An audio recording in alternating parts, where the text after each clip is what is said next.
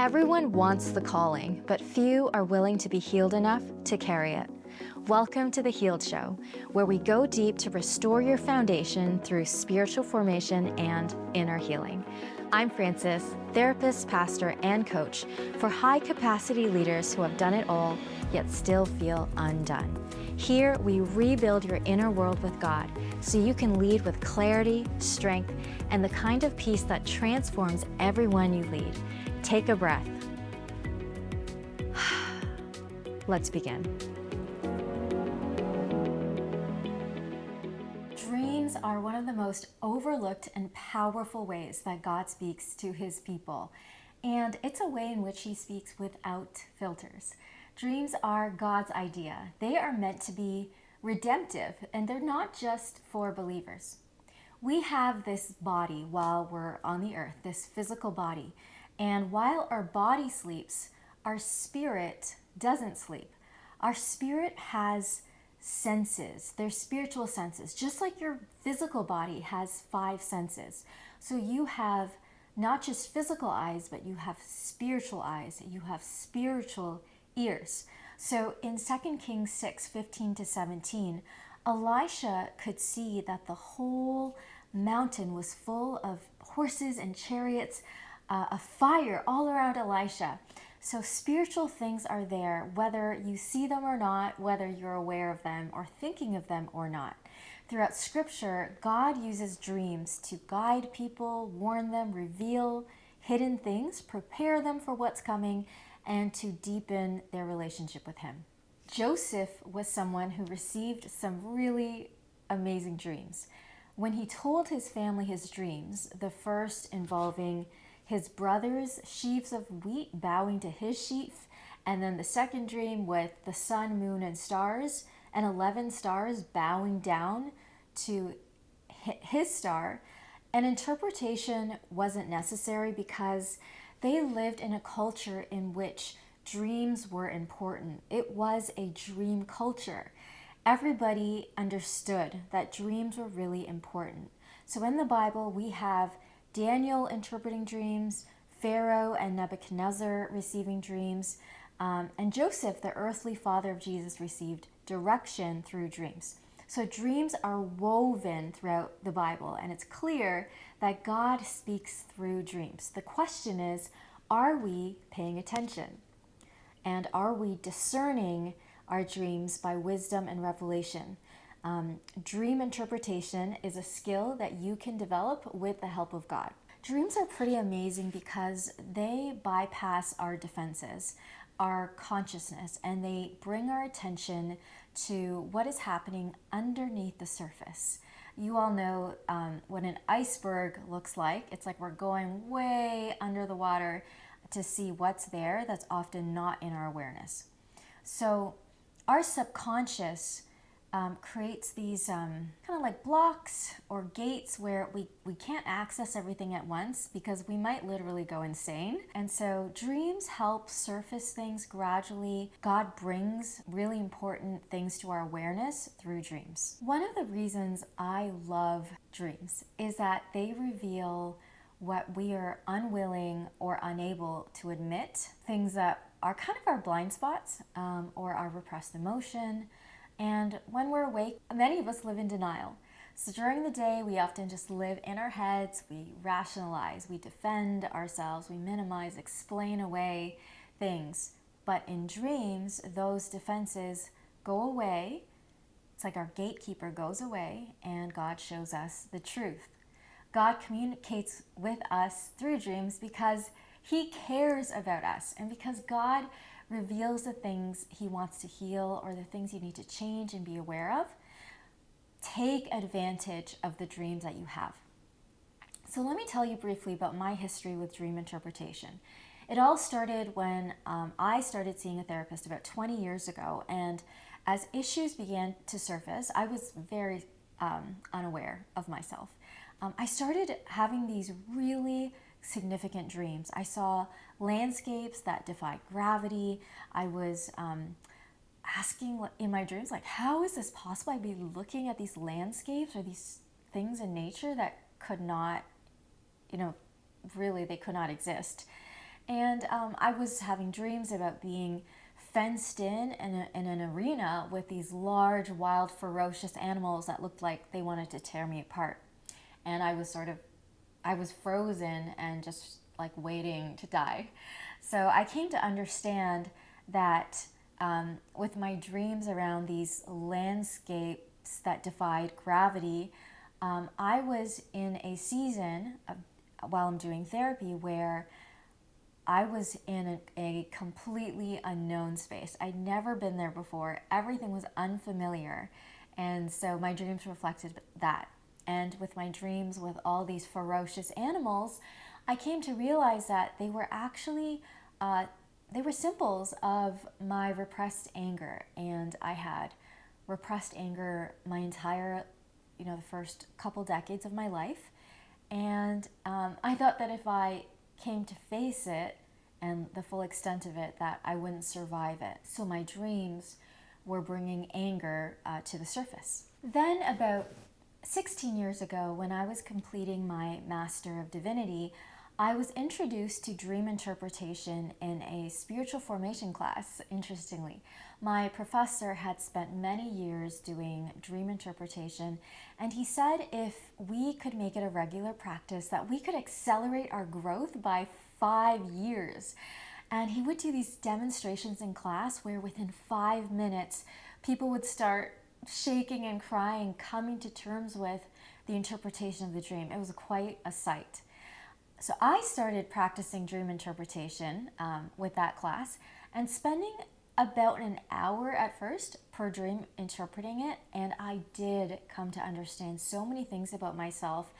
So dreams are a great accelerator if you will engage with them. And it does take time and practice.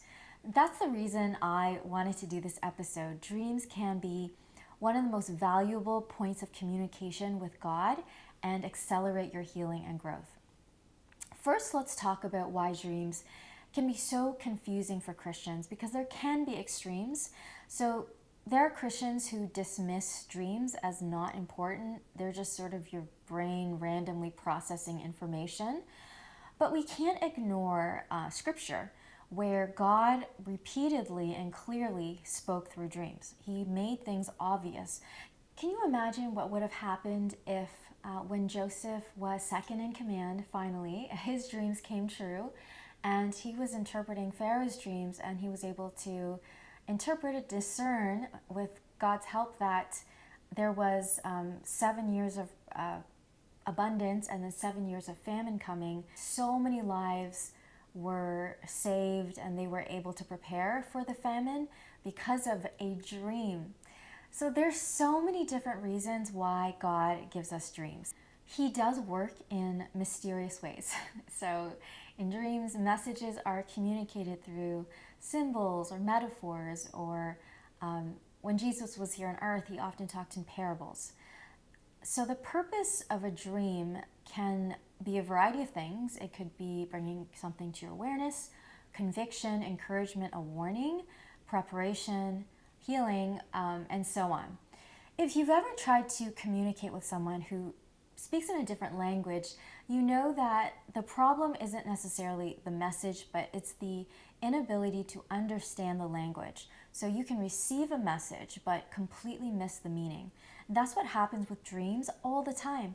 People have these significant dreams and they ignore them completely, or they become so afraid that they don't stop to ask what's actually being communicated. So we need to talk about the role of discernment. After we wake up remembering a dream, a good first question to ask is, where is this dream coming from? So there are 3 sources to dreams. Dreams generally come from one of these 3. First, a dream from God, a dream that comes from your soul, more of like an emotional processing dream, or it's spiritual warfare. But just to clarify, the enemy doesn't give us dreams. The Bible doesn't ascribe dreams to Satan, but he can influence what you see if you've set up an altar in some way, and you're inadvertently, maybe unknowingly, engaged in idolatry, worshiping another god. So bad dreams are those that highlight your true spiritual reality. If you're being chased or you're trapped, the dream is like an x-ray showing what's really there. The dream is revealing something. So don't pray that the x-ray machine gets turned off. The better thing is to see your dreams as revealing something to you so that you can address the issue that it's revealing. It can move you into action so you can redirect, correct something, and so God's helping you through that dream. You don't need to pray against bad dreams. So let me give you an example of a dream. So in this dream, the dreamer dreamed that there was a spiritual, probably a demon, something that came in through the window of one of the upstairs rooms, and it was a person that's face was wrapped in black duct tape, but you could still see the eyes. It was wearing a big trench coat, and it had a backpack full of weapons, and it just came right in through, just came in through the window, like kind of like floated in, and started interacting with the smallest child in the house, reading the child books, trying to get the child to trust this person. And so the dreamer realized that this being was evil, but the child didn't realize it. And then the dreamer saw this being scatter all these needles, these syringes all over the home. It just like kind of threw it everywhere indiscriminately. And so the dreamer understood that, that it was an evil act. Absolutely did not use whatever substance was in it. But the other people in the home were not aware of it. And so this was a dream where the dreamer was seeing the spiritual reality of what was happening to people in the home, that there was a threat in the home. And as we were interpreting it together, we came to realize that that being that floated in through the window was a spirit of deceit. And what it was doing was, it was covered up, like its face was taped up. And all of the syringes with a substance that it left around were actually like screen use, where some of you know that when we check our phones a lot or when we're on screens all day, that we are releasing dopamine, and we need to check the thing or do that thing on a screen to get a hit, just like an actual addiction of someone like putting a needle in to get a high. So the dream was a warning from God to just be aware of what you're doing, that you're actually slowly numbing your senses by taking that drug all throughout the day. And it's so accessible, right? Like the syringes were everywhere.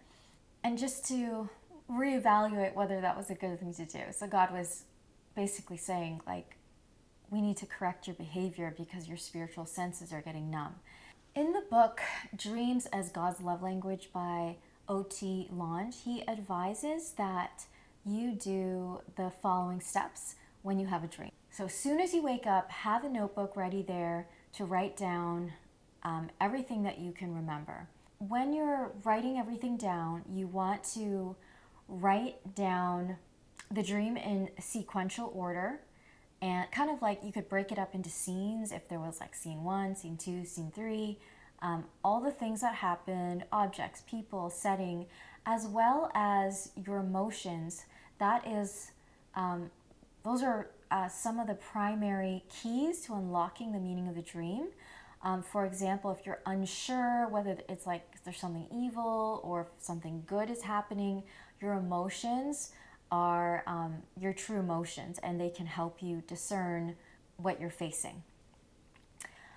So you write down all the contents of the dream, and then after you write down the emotional tone, and you might have maybe shifted in emotions throughout the dream. So like in scene 1, Maybe there was fear, and then scene 2, you moved into confusion, and then scene 3 into sadness. But see if you can pay attention to what you felt and when in the dream.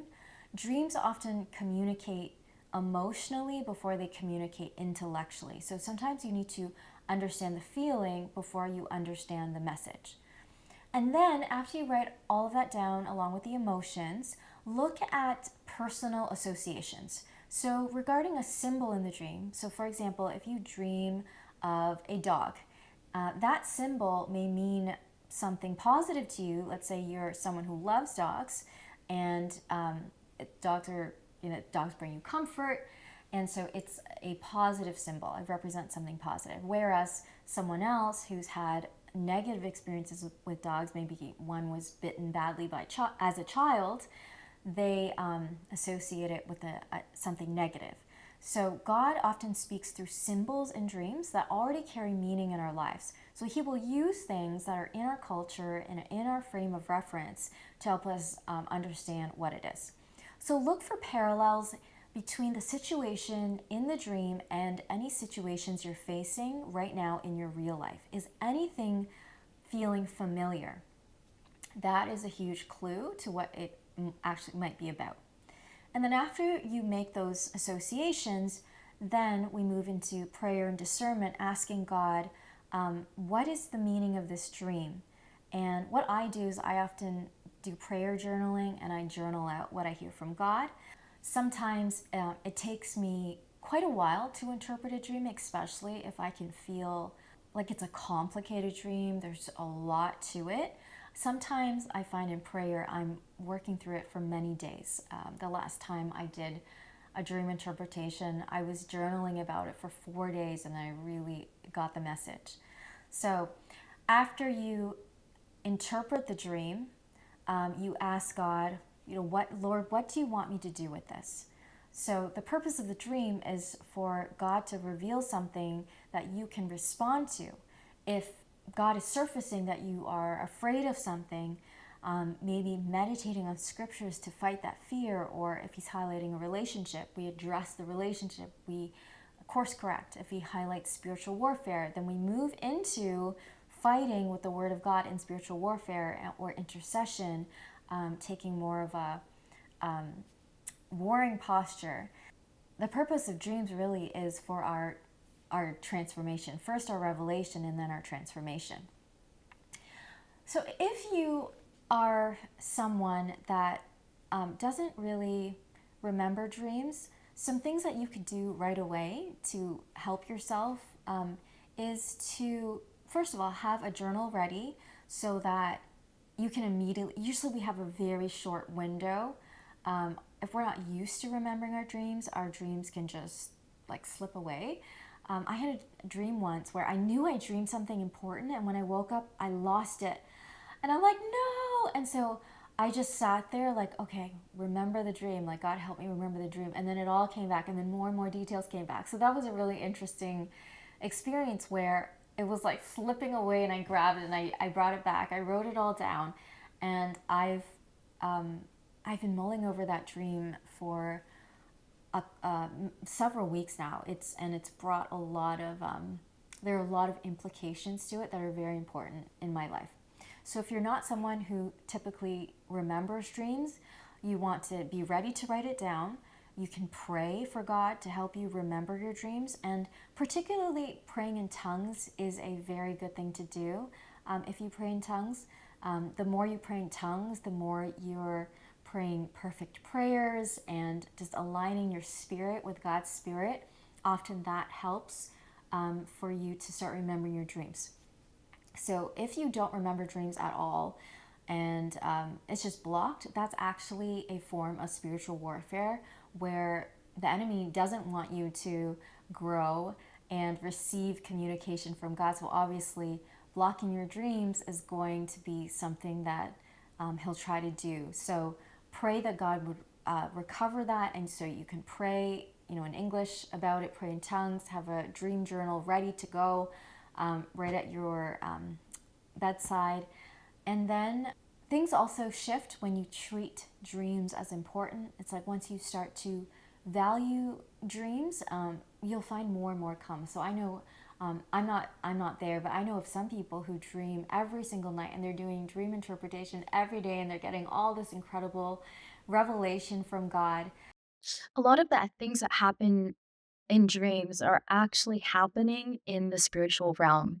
There are real realms, just like we have locations on the earth, like you go to the gas station and then you go to your house and you visit your friend's house. There are locations in the spiritual world, and we actually enter these various realms in our dreams, and it can be a very it's very valuable to know what's happening.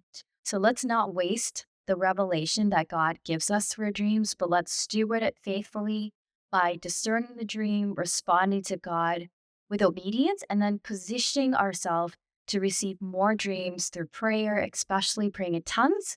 And you could take it up a notch, and you could also try fasting and consecrating yourself that way. Thanks for joining me on The Healed Show. If God spoke to you through today's episode, go to healedfoundations.com. Until next time, God bless.